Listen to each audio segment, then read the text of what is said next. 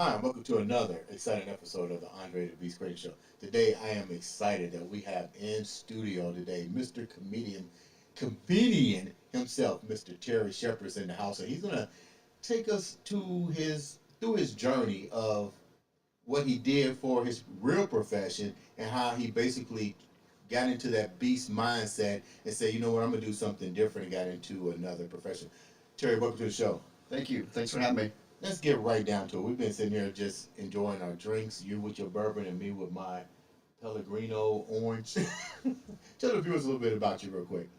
Like I mentioned, I do comedy. I've been in this going on 5 years now, doing stand up. And then prior to that, and still kind of right along with that, I've been a mortgage banker for about 28 years. But like I said, I've been into writing films, producing films, and had a lot of comedy friends, and I thought maybe I could do that. So I just got that bug in me. How do you go? Let me back up a minute. Have you always been funny? I think so. My kids, my wife, maybe not agree with me, but yeah. So you're born and raised in Indianapolis, Indiana? Mm-hmm. What school you attend? I graduated from Franklin Central, so Okay. southeast side. What was it like growing up in our time? Because we're about the same age. What Yep. was it like? Well, you know, in the late '80s, Mm-hmm. when I was in school, I went from being in the suburbs, and I lived in Beech Grove, which was pretty segregated. Right. Then moved to Franklin Township, where it was pretty, it was a good Yeah. mix of people. So it definitely opened my eyes to other cultures that I had never been around before. So that was that. And so then I was really into hip hop at that time. You know? Okay. And because that was they just. What's your favorite hip hop groups back then? Back then, I got to see Public Enemy when they were here in Really? town. So, Okay. I liked Digital Underground and Okay. yeah. When were when did comedy set in for you? Because which we're gonna get into, you can't. I just find it funny that you go from banking Mm-hmm. into something that really requires a lot of devotion and, to me, I think a hell of a lot of skills. Because I think I'm funny to some degree, but me saying it and me doing it, performing it, is a whole different ballgame. When did you realize that you really had a passion for comedy, and when did you have the passion for banking? Because those are two really, really awesome careers Sure. if they're managed right. Yep. Yeah. And they also are really different sides of your brain. Yeah. You know, Right and although- left. Yeah, right and left. Although certain aspects of banking is sales and personality and just making a connection with people. Mhm. Same thing with comedy. It's just your personality, being true to yourself, and making a connection with people. Okay. So I mean, there's some similarities, even though they're completely different paths. Right. But when I meet with a customer and they want to purchase a home, we have to get to know each other, Right. and they have to trust me. When I get in front of an audience, for them to they have to trust me. Mhm. So they have to kind of get to know me a little bit. Right. So I mean, there's some similarities there. Because you grew up from a suburb to diversity, how does that perfect both of your careers? Does that make any sense? Like, how do you take, coming from the suburbs and then going to, in the 80s were totally different for both of us, and getting older and putting that together to be great at banking and mortgage lending and being great as a comedian as well? I think it getting to know people and figuring out all the commonalities that we have. Mhm.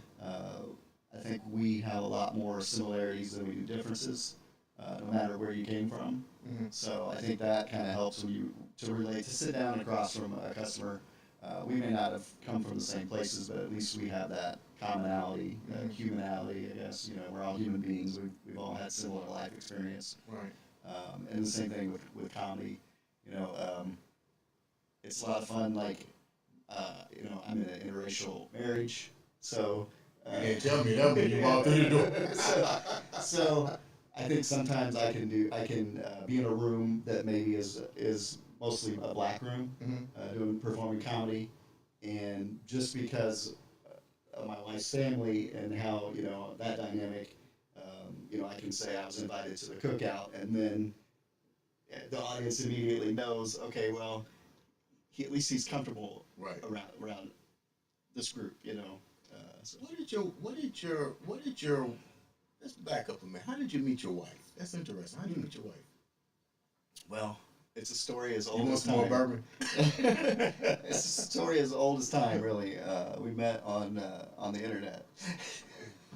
Okay, okay. What year was this? We met in, I think, '09. Okay. Yeah, yeah. And we got married a couple years after that. But yeah, we met on like Match.com or whatever. Yeah. Really? Were you surprised that you guys matched? What was Yeah. it that you think drew her to you and you to her? You know, she's attractive and she's smart. You know, she's an IT. You know, Okay. she's way smarter than I am. Okay. So I think it was just that. You know, we had some similarities, and it was one of those things where you had to pay. You know, you had to pay for this. You know, and I was on there for a few months, and I was a single dad. I didn't really date anyone from the Right. from the personals or whatever. And I was getting ready to just cancel it. I'm like, oh, that's another bill I don't need. And then we went out on a date, and And that that's was how it. she rolled. Yeah. You mentioned something that I think is pretty amazing. You was a single dad before you met her, correct? Yep. What's it like being a single dad for you? Well, I think the biggest difference between single moms and single dads is single dads make about 18% more. I'm being quiet on that one.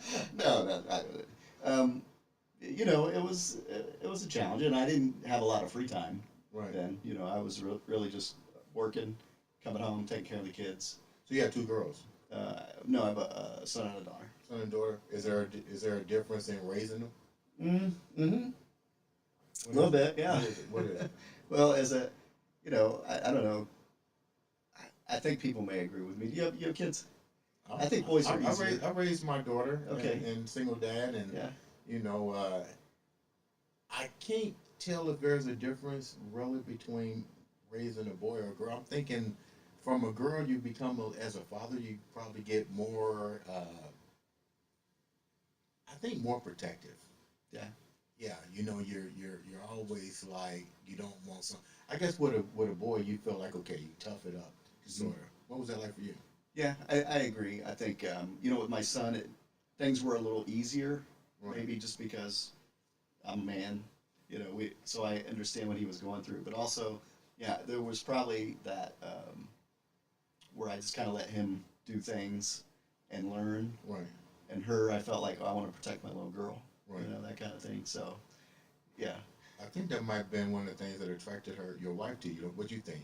It She could saw be. that compassion. Maybe. Yep. Yeah. Yeah. So let's move forward a little bit. So you're in the banking industry. When did the lateral shift change for you? Because to go into comedy, there had to be something inside that says I can do this. Yeah. And I think, you know, as a hobby, while I was really, I mean, I'm still a banker, still do, you know, I still help people buy and sell homes. I know that's why you said Yeah. you got to leave after you know. To be a realtor, so maybe just a little less bourbon. But who knows? Maybe that'll just lead to another sale. I don't know. But So what was it? How difficult was it for you to transition, and what made you do the transition? you know, I kind of think I read a book by Wayne Dyer, who's like a motivational type guy, Okay. and he said that don't die with your story still inside you. That's deep. Yeah. And I think that I thought, well, you know, and I have friends in the industry that are comedians and actors, and I was kind of in that world already. Right. But it was a kind of a weekend warrior type thing, Right. and you know, I just thought, go for it. You know, What was you're the not getting story young. inside you? Because that's a particular phrase that you remembered wholeheartedly. What story are you trying to get out to resonate to your audience? Because that was pretty profound. You mentioned just that particular word. What story was inside you that you wanted to bring out to your audience? And I think maybe it's the being a single dad, Okay. the being a husband, the being a granddad, you know, my wife and I have 7 grandkids because my stepson's pull-out game is trash. But, but I mean, you know, those kind of things that make me me, I think that other people can relate to. And so, I don't know, there's a, when you're in front of a group of people, a room of people, whether it's 5 people or 200 people, and you're telling stories or jokes and they're having a good time, Right. I don't know if it's any one story or it's just my story, you know, my voice out there that's helping them have a good time for an hour or two. And you bring something different to the comedy scene too. I just thought about it. Today's our first day meeting, and I'm glad you took the time to come to the show and be on it and share your story. You bring a different perspective now to the comedy industry where your material. What's it like for you in an interracial relationship with with everything that's going on? Because it has to impact you as well as me, but a little bit different for you because you're white, she's black, interracial. What's that like for you, and how do you bring that aspect of your life without bringing too much of the personal stuff onto the stage? Mm-hmm. Well, you know, I mean, I can talk in generalities. Just I don't have to get too personal, but sometimes I do get personal. Right. I mean, you know, just Do you find you get more personal because people really people want to be educated a little bit more, and because you're in that type of situation, you bring more of a life experience. You know, it's not like you just said, "Well, I read it in this book." You literally have lived and experienced a lot of this. You find that pretty common for what you're doing? Yeah, I think so. I think that, I mean, there are comedians who are very successful that start out in their 20s and teens, and they're great and they can perform. But I think that maybe having started a little later and had all that life experience, I got a little bit more to talk about, you know, maybe as opposed to just whatever's topical. What's some of the topics that you find that people are more intrigued with? That now that you're a comedian and you're in this field, that you go, wow, you know what? Over the years, because like you said, if you started then, it would have been a different thing. But now that you're older, you're getting topics that's coming at you that you might have said, wow, you know, I never really thought about that, but I can clearly elaborate on it and give you a better perspective. Give me some examples. You know, I think having a couple of grown kids, you know, now, I can go back to different times in their lives and how in this moment I thought all was lost. We're not going to get through this. This is and then no, 20 years later, that was nothing. That was just a blip. I'm not quite sure what was the question. That bourbon is a mug. This is smooth.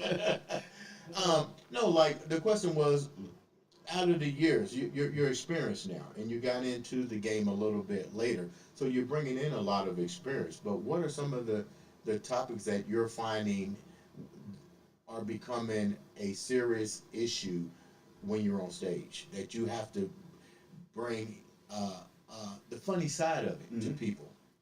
You know, I talk about performing for a group of first responders one year, and how the chief of the fire department asked if I could roast the cops a little more than I do the firefighters. And you took that role? And I took that role, and I thought, and I said, you know, and I told him, nobody ever wrote a song called "Fuck the Fire Department." Like this is, like this is something. Excuse my language. But, you're fine. Okay, but that's not gonna be hard. That's not gonna be a hard job. Like know, who would you rather have show up when you need it? Right. The police, hey, you know, I'm getting robbed, or my house is burning down. Yeah. How did you manage that? Like, what was the outcome? It was fun. It was a lot of fun, and I mean, I poked fun at everybody equally.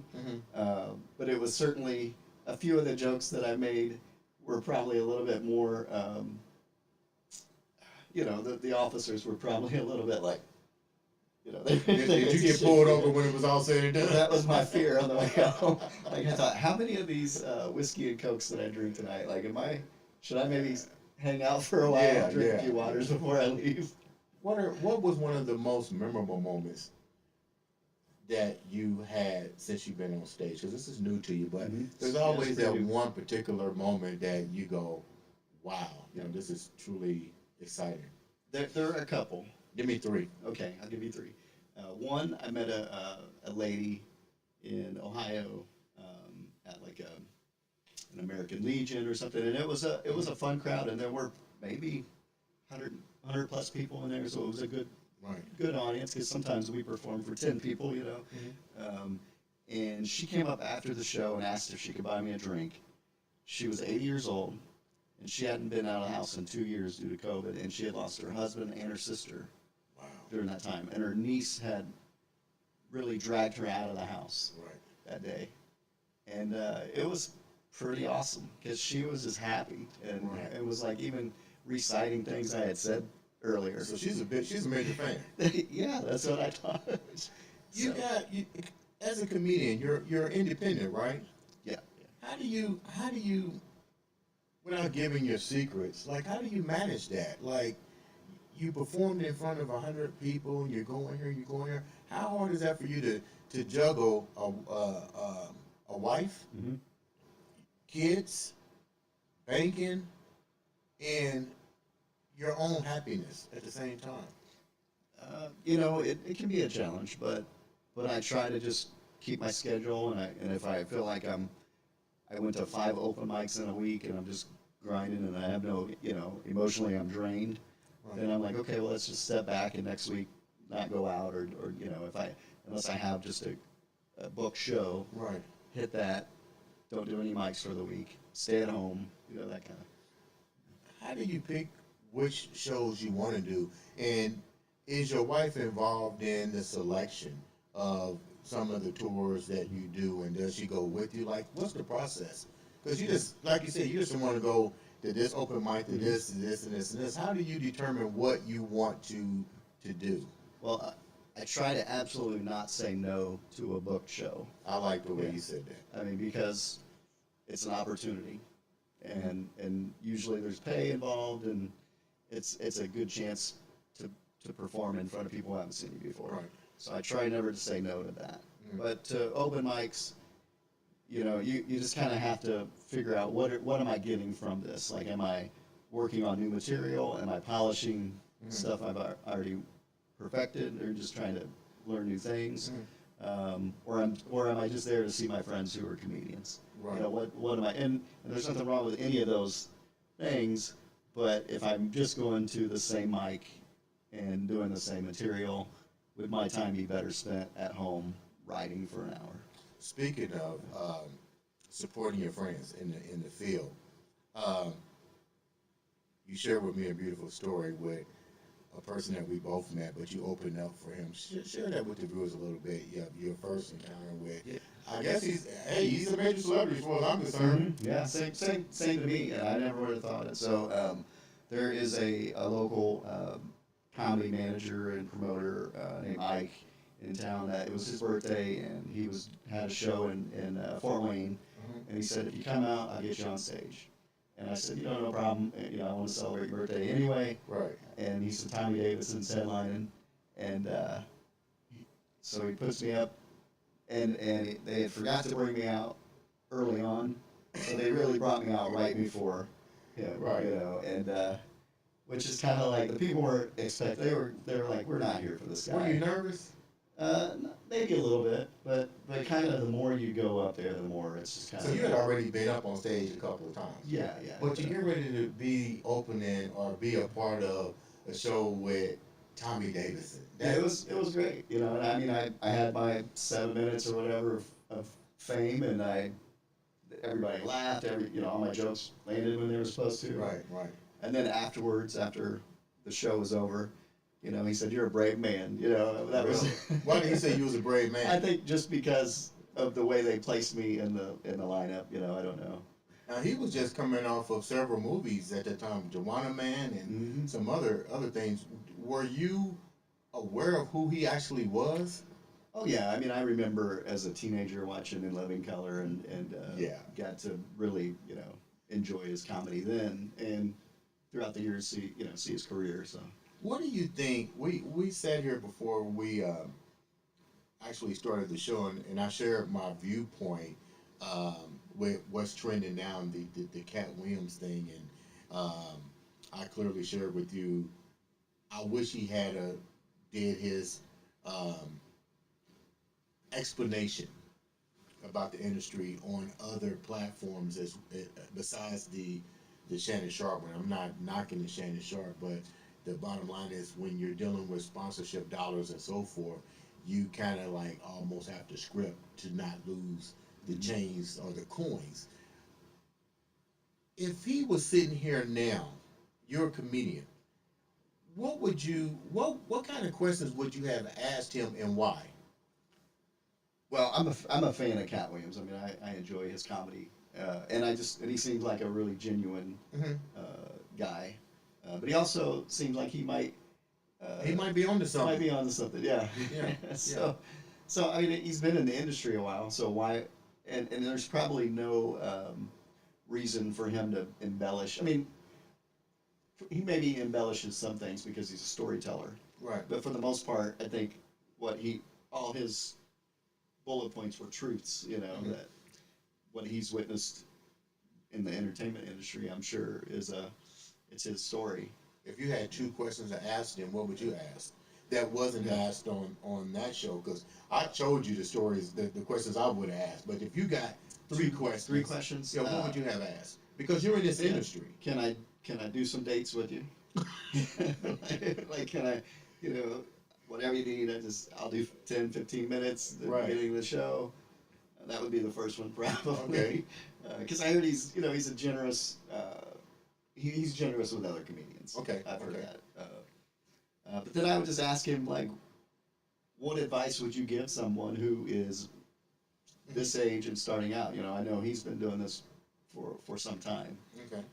I imagine there's no real shortcuts, Right. but I imagine also that there are ways to leapfrog over some things, or Right. at least get from point. You know, some people the journey may take them 10 or 15 years before they Hmm. get to do a tour like Right. that. And some people it may never happen. Right. And then there's probably some lucky internet sensation who 2 years into it can go. So I would probably ask him, "You got any advice for me?" Okay. Okay.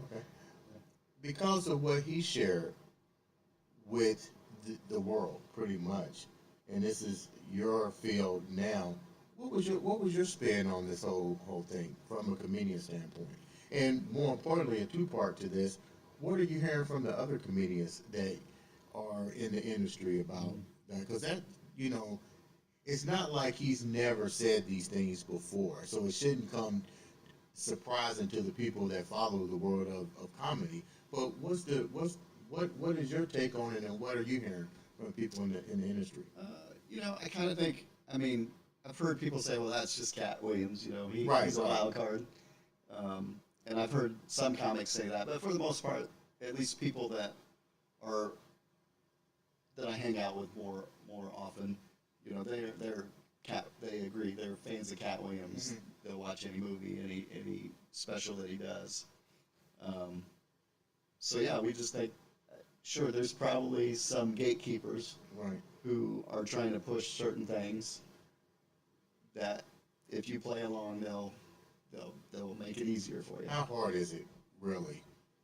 I mean, for a person who starts later in the career versus a person that starts newer. You bring experience to a table. Somebody else might be younger. What is the success key for a comedian? Or is there really a success key? Is it about knowing who holds the key to let you in? Is it about being in the right place at the right time? Is it about handing that one social? What's the key as far as you're concerned? I don't know if there is a key. I mean, I think that probably if you're going to get there, it could probably take any one factor. I mean, I think you got to be likable. I think people have to like you to want to work with you. So if you like work at a club and you're nice to everybody in there and you're personable and you don't get drunk and you don't like harass the waitress, Right. then they'll probably ask you to come back. You know. Now I know you've been asked to come back because you were nominated funniest comedian in Indiana. I was in a Explain that a yeah. little bit. I was in a contest that Helium Comedy does here Okay. every year, where they have 100 comedians and several rounds of shows, and I made it to the semifinals. Wow. So that was fun. That was a What lot was of that fun. like? It was exciting, because people are there when you do that show. There's usually 10 comics on that stage with you. Right. You've all brought friends and family. They're there to laugh. They laugh at anything and everything. Every comedian usually has. You got a hot crowd, so that makes it a lot of fun. Mm-hmm. And then if you do well and they want they vote you to come back the next week, then that's pretty Well, you exciting. made the semifinals. What was it? What was the feeling like in your heart and in your house? Now you really want to go for the gold. Yeah, now I want to go and do it next year and make it to the finals, and then and this year a friend of mine named Aisha Brown, Aisha the comedian, won. Yeah, I know Aisha. Yeah, yeah. And she's a great friend and she's hilarious, and it was well deserved. Right. And I just think I know she's been working hard at this for a long time, and so I never wanted to take anything from anybody because I'm like this was well deserved. Like she got the crown, she deserved it. What do you think when you walked away? Because you're new to the game. Mhm. They've been around. When you walked away from that, and congratulations on making the semifinals, and Aisha Brown is definitely a legend. I'll call her a legend because she is funny. I met her numerous times. She's been on the show. What did you take away from that? And when you went home, what did you feel like you needed to perfect? What was some of the reasons that you felt that? Because we all, even as an athlete, as a professional bodybuilder, when I don't win, I have to go back and reassess. What did you have to go back and reassess? I watched my video. I knew one thing I did, and I think I was so excited and just in the moment that I went over my time. So I was disqualified. Is that crucial? It's crucial, yeah. So Really? in something like that, and if you're working at a club, it's the same thing. Everyone has a certain length of time that they do, and you can maybe go over by a few seconds. What's usually the time? I didn't know that. Well, in that particular contest, I think it was 8 minutes was my max on the semifinal thing, and I think or maybe 7 or something. I had blown my time by like 45 seconds. Really? And because I was just so into it, and I'm like, I gotta tell him this next joke. I have to end on this one when I could have ended it prior to. And so watching what I did, I'm like, I think I was pretty good. I think I probably could have moved on. Mm-hmm. But and so one thing I was just second guessing, was I good enough had I had not gone over my time, or would I have not? Right. But I don't think I would have changed much. I felt confident. It was fun. People, my jokes landed. I didn't spend a lot of time setting up a punchline before I delivered it, and I wouldn't step on my laughs. I'd let people kind of. Who do you try your material on before you do it? You try it on your wife and your kids first to get Sometimes, yeah. Sometimes I do. Are they honest, or do they just kind of like? Oh no. Yeah, my wife will tell me she's not gonna pull any punches if it doesn't work. If it doesn't land, she's gonna be like, nah. Or she'll say, yeah, maybe. How much time do you? This is something I've never asked a comedian. How much time do you put in developing a joke? It can take some time, or some things can just come to you like that. I keep a notebook in my pocket, my phone. Does a lot of your jokes come from just like you coming here to be on the show, or you in the grocery store and you see some? How do you format a lot of your material? Because like Aisha's material, Brown is, I believe, it's a lot based on her life. Yeah. But how do you craft your material? Is it just like a lot of your life, or you just see something go, that's funny, I'm gonna take it and spin it? Yeah, it's a combination of both. Observational humor, just whatever you see during the day, or if I'm listening in the car and I hear a news story. I heard a story, and sometimes I follow conspiracy theories. I don't necessarily believe them, Right. but sometimes it's fun to go down a rabbit hole and think, oh, this, kind of like a lot of the stuff that you hear Cat Williams saying, Yeah. And so The other day I heard that the Pentagon lost $2 trillion. Right. They couldn't find it. And the first thing that came to my mind, whether or not, was maybe they'll start running planes into buildings again, Yeah. that kind of thing. To raise money. So- Yeah. I get it. So that was just an observation, like, off of my personal life. Like, I've watched, some. Which material works better for you, in your opinion? Is it things that you come in contact with, or is more your life experiences? Probably more of my life experiences. Just, getting married, having kids. There's plenty to talk about. There's so much material that you can get in a day, and I try to write my stuff like around my day. So if I know, I'm going to work 8 hours today on my day job, Right. maybe I get up at 6, and from 6 to 7 I write. Right. And then maybe during my lunch break, I'll go back to some of my notes. And then when I clock out, Right. It's done. It's done. It's done. Tell the viewers what you got going on now. I mean, outside of comedian, you're about to embark in something new, another passion that you got, screenwriting and stuff. Tell me a little bit about that before we have to wrap up. Sure. So I've written screenplays for years now, and I think that's what's gotten me into the comedy realm. What are some of the screenplays that Well, you've done? So I've written some. I had one that was a buddy stoner comedy that got into a film festival in Los Angeles a few years back, and I wrote it. One of my friends who's a comic named Chris Shaw that lives in Vegas, he starred in it, and that's kind of how we became friends. I was gonna say that name sounds familiar. Yeah, he's been around for a while. He starred in it, got into the film festival, and then we kicked around ideas for other stories that we wrote. We wrote one called Black Friday, where a musician switches body, kind of one of those body switcher movies with his old white boss at work, and those kind of things. We've pitched them. We'll shoot things that are shorts that we can do on our own, Right. and then the feature-length stuff, we just try to get them out there and pitch them to any producer we can. I have one right now that it's called One Last Rodeo, and it's about a retired porn star who. Not the lady that just died. No. Okay. It's about a lady who is getting inducted into the Adult Video News Hall of Fame. She's getting a Lifetime Achievement Award, and she has a conservative best friend at the retirement home who would flip her wig if she knew. I would say, yeah.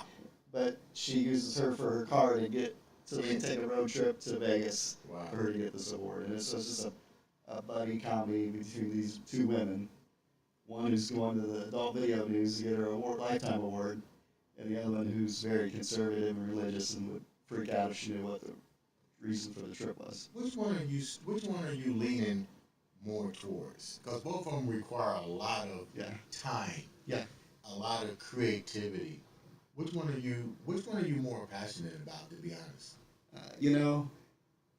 It comes and goes. I think and maybe it's my ADHD mind, or maybe it's just with a creative mind where you find it something you're passionate about, Right. and you just go balls deep with it. Yeah. And then maybe after a while you're like, okay, it isn't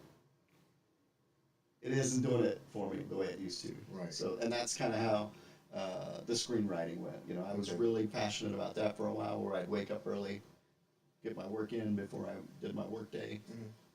And then the comedy is definitely more of you get a instant reaction. Like, I can write these jokes today, go on stage tonight, and do them. What keeps you in that beast frame of mind? This is definitely a beast mindset. Banking, single father, newly married, diversified relationship, I diversified. competed in a bodybuilding show once as well. Okay, we gonna go a few more minutes. What show was that? I did the Mr. Indianapolis in 2006. You didn't compete against me, did you? No, I was a middleweight. Oh, okay. I was a little guy. Okay, how did you do? I didn't get the top 10, but it was fun. But I appreciate what you have been able to do, because Thank you. it takes dedication and it's a complete lifestyle. I get that. Yeah. So when I finished that show, I went to Applebee's and I got like a cheeseburger and fries and a couple of beers. Really? And then I was like, I'm never gonna do that again. Thank you so much. I appreciate that. Wow, I remember the 2006 contest. I gotta look back and see what place I got in that. I might have won my class if I'm not mistaken. But I'm glad that you shared that particular, because a lot of people don't realize how hard it is to be in that sport. You know, it takes a lot of there's a lot of times where I wanted to get some cheesecake and was like, you know, that's not going to make it. What keeps you in that beast frame of mind? You done so much, and thanks for taking the time out to come on the show. But what keeps you in that beast mindset? You know, I just think I told you I don't want to die with that story inside me. Yeah. So I just want to leave it all out. I don't want to leave anything on the table. I just want to make sure that I can accomplish whatever is out there. Close my show out. Leave the viewers with something that they will always not leave on the table. The only way you can. The only way I can. All right. Well, I would just say, you know, if you find something that you're passionate about, just go for it. Figure out how to get it done, and just don't listen to anybody, because people will kind of get in your head and get to let that negative talk creep in, and just stay focused and do what you want to do. Ladies and gentlemen, this has been another exciting episode of the Andre the Beast Crayton Show.